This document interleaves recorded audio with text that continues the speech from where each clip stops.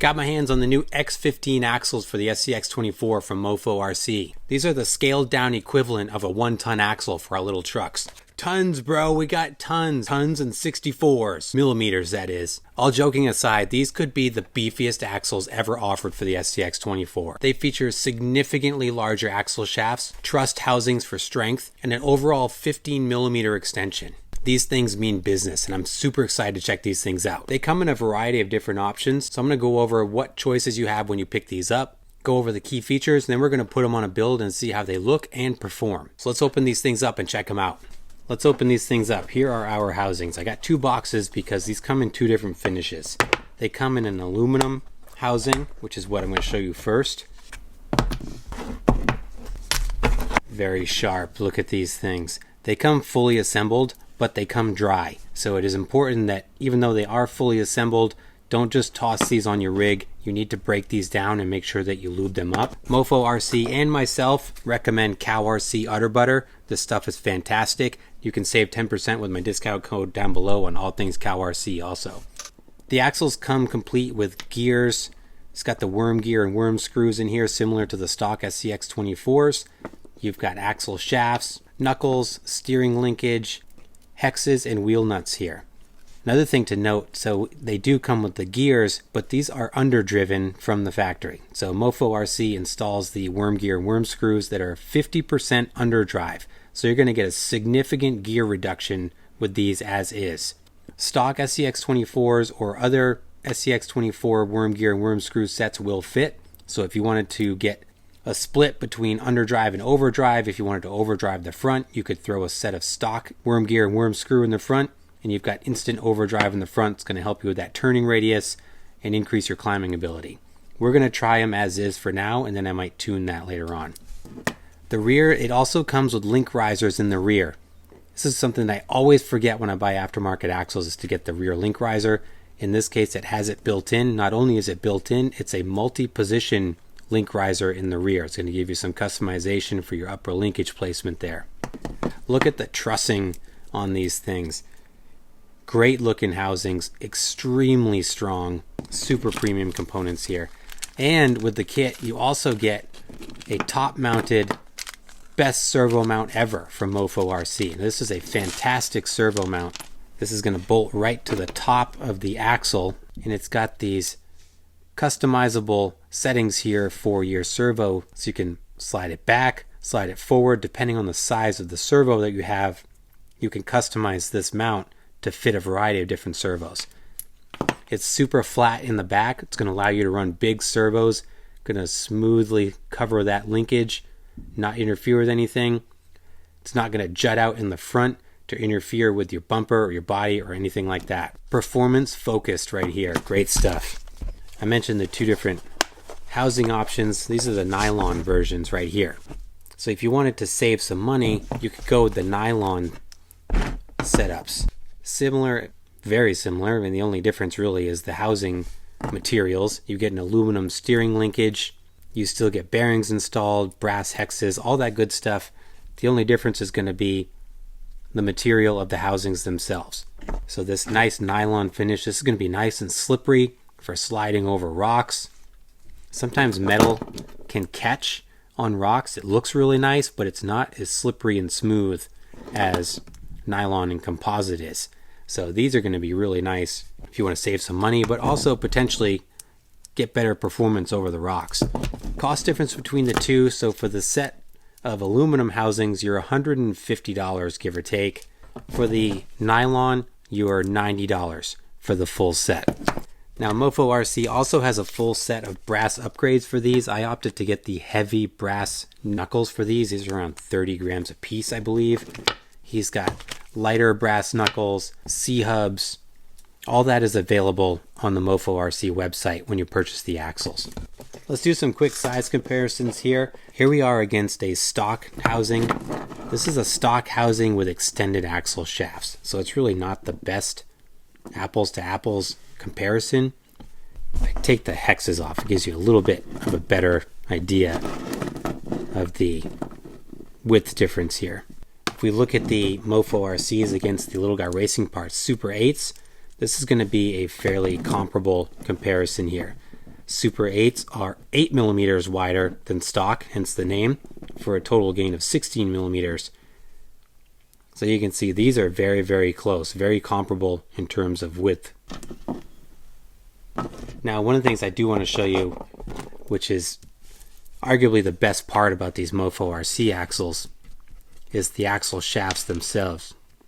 Look at the diameter of these axle shafts. My word, these things are serious. Compare this to, let me grab a stock one here. Here's a stock SCX24 with the dog bone setup. Look at the diameter of these things. So much thicker. This is where you're going to get the best benefit from these axles. You're going to be able to run big power to these things, put them in real gnarly situations under power. You are going to have a hard time snapping these things, which is fantastic. Huge, huge diameter on these steel shafts. And they're CVDs, constant velocity. So you're going to get smoother operations, especially at full lock. This is really why I was super excited for these axles, because the extended width and the nice housings and the trussing and everything is great, but having that truly reinforced axle shaft there is going to be a fantastic peace of mind for our high performance rigs. So I went back and forth on which rig to put these on initially. I think what I settled on is the new Jeep JLU build that we've been working on. This thing is prime time ready to go to receive these axles. They're going to look fantastic on here, and they're going to give us a big boost in functionality with that extra track width, the underdriven gears, all of it's going to be great. So now I'm going to pause for a little bit. I'm going to put the axles on the JLU. I'm going to put the aluminum ones on here. But first, I got to crack these things open. I'm going to grease them up with my udder butter, throw the brass knuckles on here, then throw them on the build, and then we'll check it out all assembled. So I'm going to get to work. I'll catch you in a minute. Check it out, guys. Here is the JLU with the X15s installed. They look really, really good on here. Before, I had the stock width with, I think they were plus 5 or 6 millimeter hex extensions, and the offset wheels just gave it kind of a goofy look. Now with these X15s, I think it's just the right amount of width on here. Plus, since it's the shaft itself and the housing that's extended, gives you a nice scale look, so it doesn't look goofy, I don't think. Speaking of scale look, these things look fantastic on here with the trussing on them. Those nice aluminum black housings, they look really, really good on here. It looks just like a built Jeep on tons. It's super cool. They've got pretty good steering angle on here. I don't know the exact degrees of steering, but it's got pretty sharp turning by the looks of it. I put the brass knuckles on here, the heavy brass knuckles. Had a little bit of trouble getting them to seat properly. The stock hardware from the aluminum knuckles doesn't fit, so I had to find my own hardware, but got them on there. Everything's good. I do recommend putting thread lock on these things, especially on your wheel nuts, but otherwise installation was super straightforward. So I'm really, really happy with how these things look. Why don't we get this thing out on the rocks to see how it performs. Might try it on the indoor course just super quick, and then we'll go hit the rocks. It's a nice day out today, so we're going to capitalize on it. So let's go have some fun. All right, guys, let's try this thing out on the course before we hit the rocks. Oh my gosh, the gear reduction in here. That 50% reduction, these things are slow. If you've been following the JLU build, I took the Torque Beast X motor out and I put a 66 turn motor in. So I get a little smoother power delivery here, but that's top speed right there. And that's max reverse. I'm all about slow. This 50% reduction might be too much, but we'll see. Let's get it under some crawling conditions and see how it does.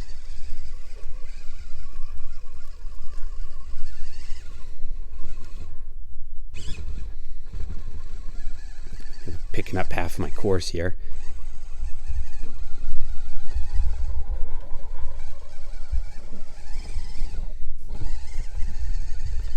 Oh, they look great.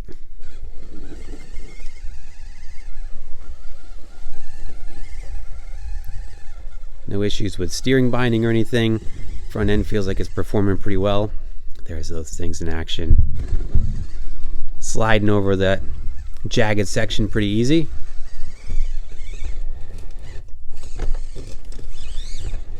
I don't think the reduction would be as terrible if it wasn't for the 50% limited throttle in reverse. I'm hung up big time here. What is going on over there? There we go. If it wasn't for the 50% reduction in power on the MB100 ESC from Endura. So you get kind of a double whammy there in reverse.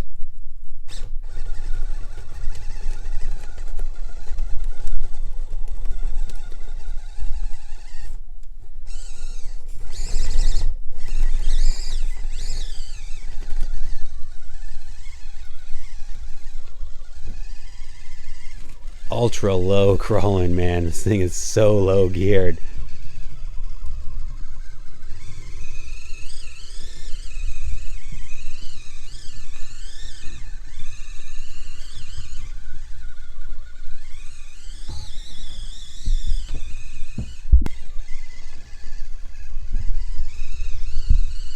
Trying to get a good shot of those front axles. There we go. Gonna head into Mini Moab here. Let's do some climbing, see how it does. We got those heavy knuckles up front, so we'll see if we get some good grip. I'm gonna try to crawl this.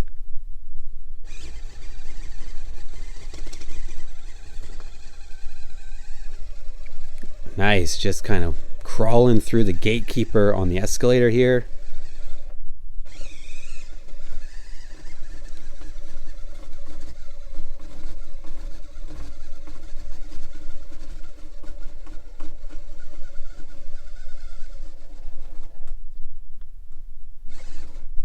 I'm in trouble here, understeering real bad.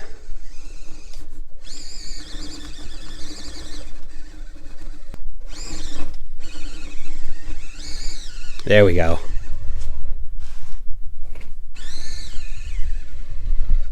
Try to come across the chute here, see the stability that we gained from the width.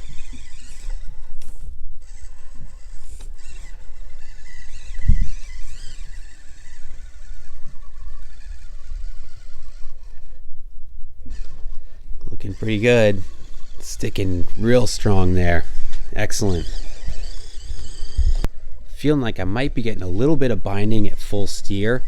I'm gonna have to get in there and look at those knuckles again. It's not terrible, but it's noticeable.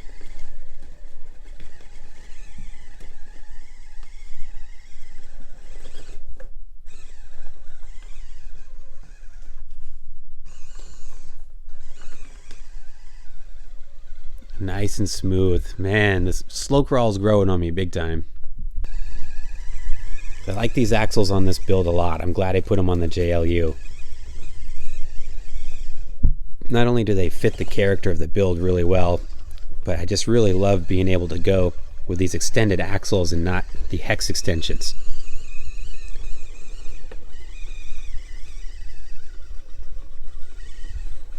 That's nice there.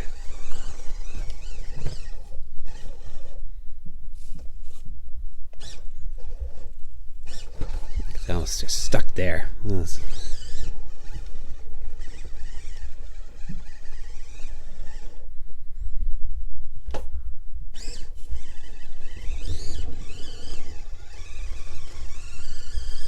Yeah, so that was tricky. So every time I was at kind of full lock there, I was having some trouble. So I'll get in there and check them out. I'm gonna take one spin up the canyon here, and then we're gonna go hit the rocks.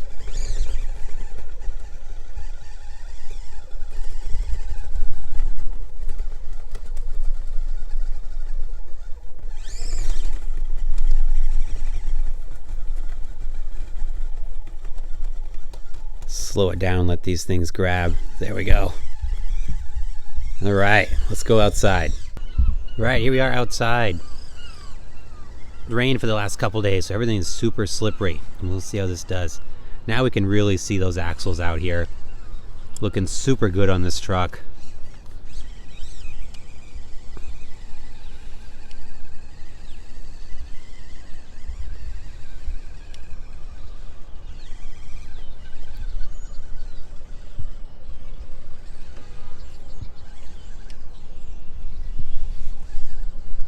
I see the trussing and the Mofo RC logo on there, stamped on that aluminum housing. Very nice. Able to glide over the rocks there pretty easy.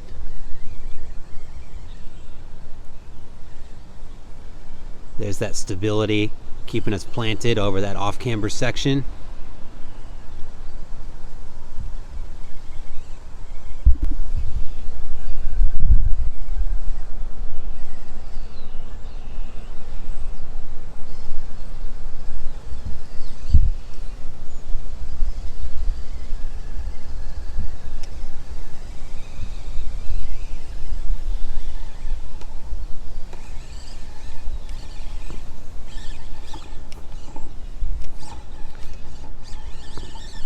was in trouble there. And that's one of those real tight spots. I was giving it all the throttle. And those axles aren't bending, breaking or anything. Granted, I'm just on brush power, but you can really put these things in precarious situations and feel confident that you're not going to break these axle shafts.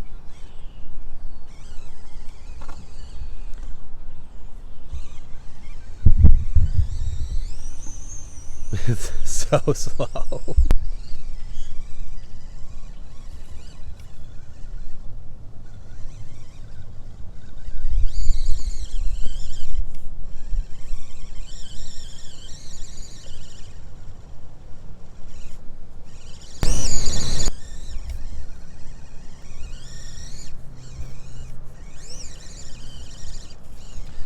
I wish if I had more wheel speed, I think I could do that. So I'm really limited on what I'm able to do here because I can't bump anything. Oh, but those things hook up. Those Swamp Kings hook up.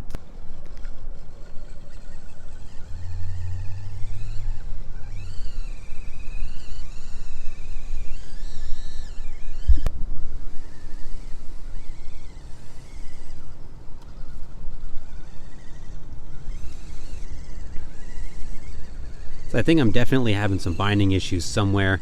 I just killed my battery, just went through a full pack in about 5 or 6 minutes. So something is definitely causing some friction, drawing too much power here. So I think I've got to take apart the front axles and see if something's going on there with the knuckles, or if I put something in too tight. And that could explain why this thing is so slow. The reduction may not be as severe, but I think I've just got something going on in the front.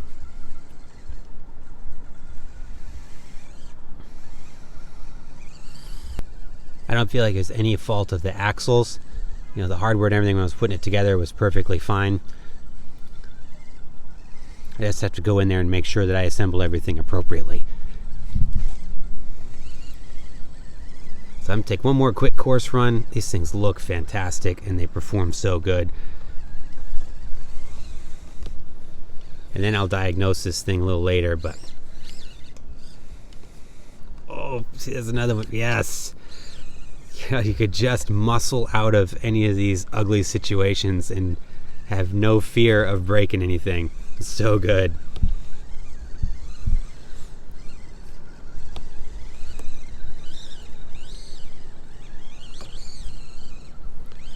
The straight axles work really good out on the course, no hang-ups. There's some really sharp-edged obstacles here, tricky spots, but they were able to glide over this pretty well.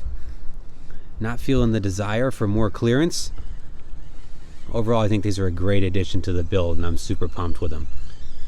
So, alright guys, I'm going to see if I can diagnose my binding, and then I'll give you my final thoughts in a minute.